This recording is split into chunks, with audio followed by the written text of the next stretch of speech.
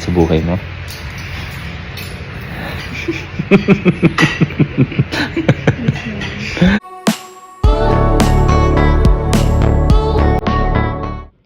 Jersey Menjola binilhan ng bag ang kanyang anak na si Rosie.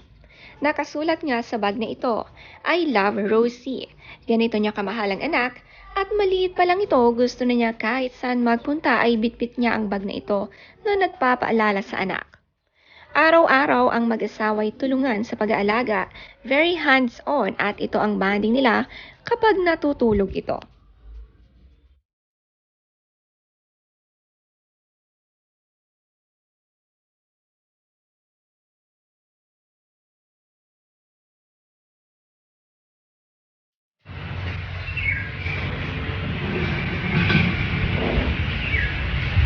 I love you.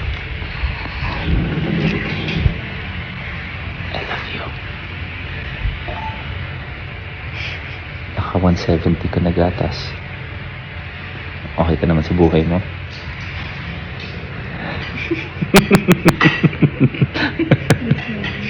Nakatuwaan naman ni Luis ang anak at kinakausap ito habang tulog. Sa sobrang busog kasi napakaraming nainom na gatas, napangiti ito, mukhang solve at masarap ang tulog. Grabe nga kung umiti si Rosie, kamukhang kamukha ang pagiti ng kanyang papa.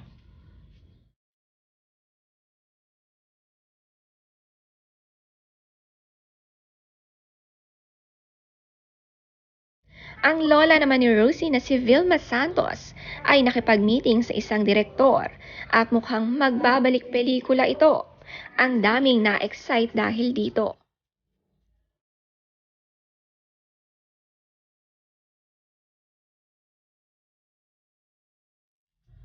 Hi friends and Vilmates! Ito po si Ate V, Vilma Santos Recto.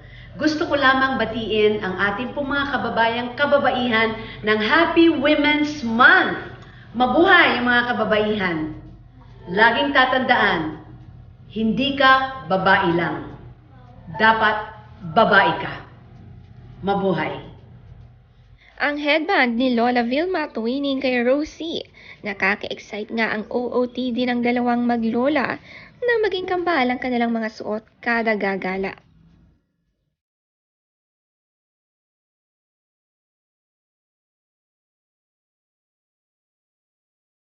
Wala pang 3 months old si Rosie, napahanga ang kanyang mami Jessie dahil nakakadapa na nga itong mag-isa. Tummy time nga ang tawag ni Jessie dito. Love na love at napakaalaga nga ni Jessie sa kanya.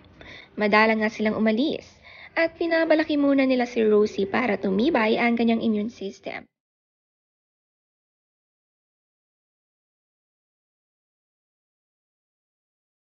Siyempre ang workout hindi mawawala sa mag-asawa para maging fit and healthy. Ito ang way nila para maalagaan ang anak nila at isa't isa.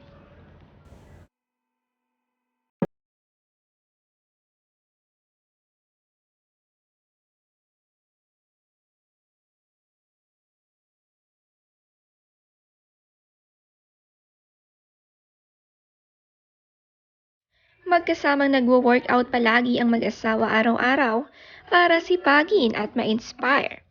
Ginagawa nila ito habang tulog si Rosie at may tumitingin naman na yaya sa kanya. Ang sweet until now na mag-asawa lalo na't nagkaanak sila.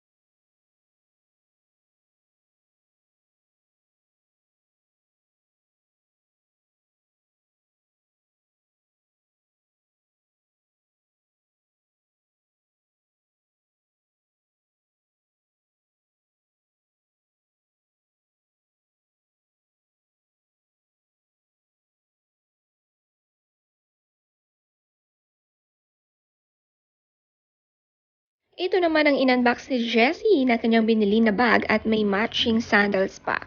Sabi niya sa caption, "Life lately. Celebrating small wins, a lot of exciting things coming my way. Got myself a new bag which rarely happens. Always reminding myself that as long as I put my mind and heart into it, I can achieve my goals. Starting a new business venture with Veronica. Finally got to bond with my other baby. My little Rosie is growing up so fast. Can't believe she can do tummy time at 2 months. Thank you, Lord, for everything."